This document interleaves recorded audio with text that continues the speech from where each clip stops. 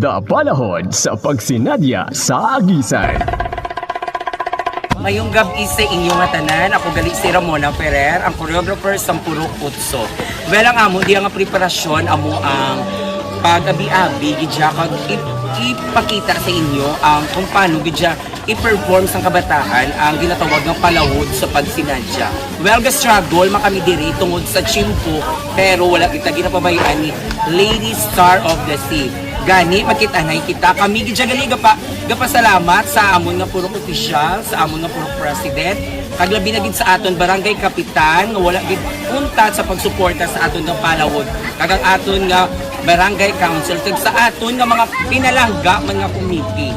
Gani, magkitanay kita kay para ninyo masaksihan kung paano namon i-perform ang palawod nga ginatawag.